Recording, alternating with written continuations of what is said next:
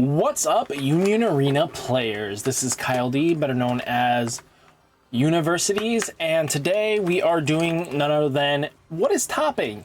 Basically, we take a look at the English meta where I gather the data that I could get my hands on, and we present some tops that are happening. So without further ado, let's dive in the video and talk about it. So the big thing, Riot Games, if you guys really want to, there's a $5,000 cash prize event.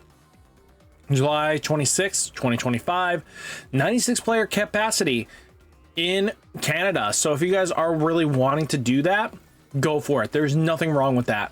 They also have great supplies in the trading card department. They have a lot of good singles on release. They're pretty good, especially if you're a Canadian player and you need some product. They're really, really good about their prices and stuff like that. So they're consistently matching TCG medium. So you'll have a good shot at it, to be honest with you. But they also do great blog posts, and they kind of go over some information that you might want to talk about. So, yeah. And they also have great playmats if you guys are really into playmats. Oh.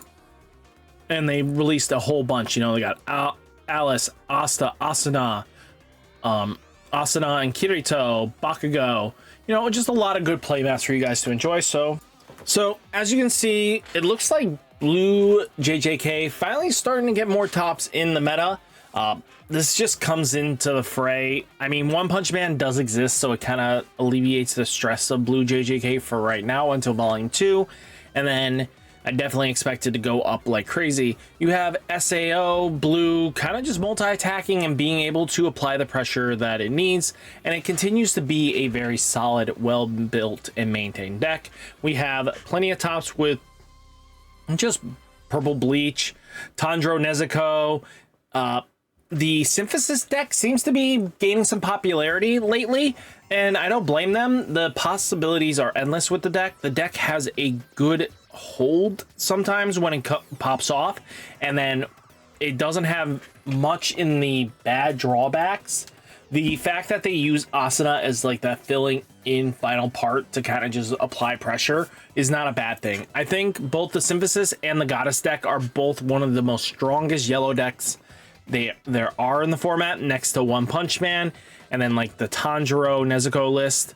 But it looks like Speedo Sound's starting to snag some wins as well. And then we do have the Hashira list taking two steps into the format again. And then you got Gun Gale Online. You have none other than Purple Kogias. You have Metal Bat.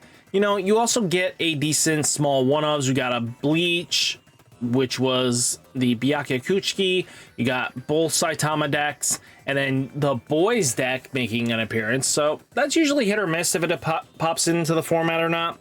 So maybe it's gonna start being decent enough. But let's take a look at lists because that's why you're here. This is a spot that you should be thinking about. There's a spot called Union Arena Global Competition Decklist Archives. Use this to post so that you kind of know on Facebook where to go. I think this gives us a good understanding. They are playing World Tree in the list, which is kind of unique. Not a lot of players will test this card out. So if you guys are testing it, let me know if World Tree is actually worth it for you. Let's see what he actually said. World Trees are to combo with Yui to bounce to hand and play again, to continue digging, to boost rates of 5,000 DP when necessary, and to simply act as a 2 energy generator. I feel like the deck benefits a lot for the card, not so much itself, but the comboing Yui with Yui is great. Oh my god, I finally thought you only buffed your opponent's stuff. Nope, great card for the deck. So kind of cool that they thought of a way of benefiting themselves in something unique. So World Tree to bounce to Yui is not a bad thing because, again, digging cards is super important in the format. Now let's see. We do have another Kirito list. Again, this deck has the ability to hit for more attacks than any other deck at the moment, just because, you know, your one raid can literally have double attack, and then you may choose one of your other characters on both your front and energy line, swap them. If Asuna is on your, field, it gains double attack. So being able to swap and then proc your, abilities that gain boost, impact, and everything like that. Not a bad trade-off, right? And then this final Kirito kind of always guarantees at the end of its attack you swap with an Asuna in your energy line, which is not bad. It kind of gives a small little protection.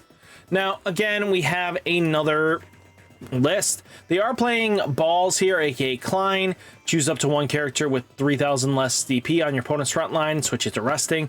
Being able to stop a blocker sometimes is really decent, so I kind of see where they're going with it.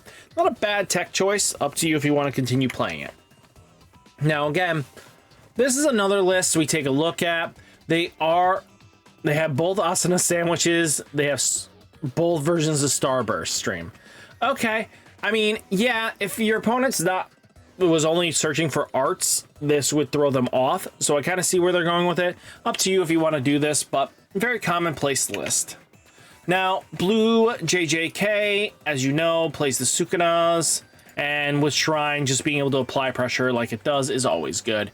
You know, they are playing the starter deck, or this card in general, Satsuki and Iguchi.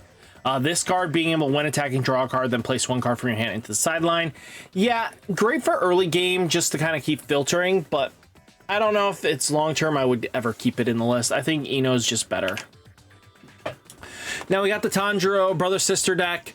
You know how this deck operates by now. This thing uses the Nezuko to basically swap your Tanjiros around and getting you the multi-attacks, while this one boosts your numbers up. So yeah, it's up to you how you want to build the deck, but having the Tanjiro Nezuko be the deck it is just always solid. Now again, we have Tanjiro Nezuko. They are playing the Jiru. This card just having Nullify Impact sometimes is useful, but with One Punch Man floating about, it just became less and less viable because, again, they kill it off way too easily. Now, again, the Hashira lists, not very often do you see Hashas do anything. Just because the format is a lot faster, and yes, they are a very sticky body deck, but at the end of the day, if you can get around them and just swing over them, they just kind of crumble to their own faults. Being able to bounce the threat back to hand is always scary for them because, again, they have to replay it. So removal is just their biggest weakness. Now again, the Tanjiro Nezuko list just being Tanji Nezuko. Now, the Synthesis deck. So, basically, choose up to one character with 2,000 less DP on your opponent's front line and sideline. If you have Kirito or Yuji, you go 3,000. If you have both, you get to do 4,000. The only real problem comes down to there's only like 2 Kiritos in the list, and one's a 2-action AP double attacker. I like that it comes in an attack, so it does help out, but at the same time, you just have to be ready for this. And being able to choose up to one Kirito or Alice on your front line in the game, 1,000 DP and nullify impact until the end of turn, that can come up. So yeah, just keep this in mind. They are playing the Asuna Goddess because this is how like even JP was running it during the rare battles, is just to kind of get the deck going. The deck is pretty decent. Now again, here's another same exact list. It's just not going to change up much. Now, if you take a look, you have the Goddess list. The Goddess from Joseph Writer is a really good one. He does a lot of, writing scripts and stuff like that. He does a lot of typing articles that'll be beneficial for you to understand your deck, what you're doing with it. So I like where he's going with it. Unlimited this is interesting, just that as an option. But up to you how you want to build the deck. Synthesis deck. Now again, you get Green Gun Gale online. Shinon being able to snipe and just deal with threats on the board is kind of nice. The fact that it doesn't have impact is like the only downsides of what keeps this deck a little bit weaker than Kurapika, in my opinion. Now you do have Metal Bat. Metal Bat always being able to flex itself and just apply pressure. Again, decks that are very tribal based and gain benefits because their board gets just tribal based is really good. Now again, Gun Gale just being Gun Gale. Decking in the Proton Sword just to help remove things. Now, Green One Punch Man, just being able to do one punch shenanigans. You control the board until it's time, and then Saitama just deals a bunch of damage.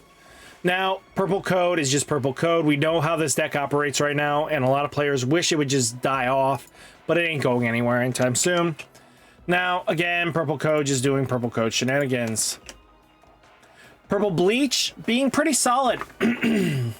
Players decide on how they want to build it.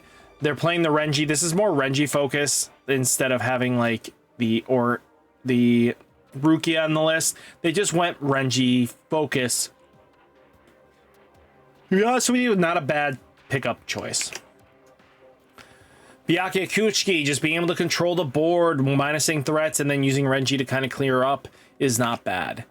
And again, this is the raidless Bleach that you kind of come to know and love that just pops in more and more often than not. Up to you how you want to build your decks, and it's just really going to be interesting what next format comes in. Speedo Sound Sonic, just a very stock list here. Just being able to multi-attack, and especially if you don't deal with 10Ks, this deck is just scary. Just being able to get under, and then sometimes you might be able to get under even the Saitama decks because you're just that fast. Depending on your opening hand, you can just deal a lot of damage, get characters, you know, be able to swap in, get in 5 to 6 attacks is very common with this list. But all in all, guys, hopefully you enjoyed the video. Hit that like button, hit that subscribe button, stay safe, stay healthy, and I'll catch you next one. Peace.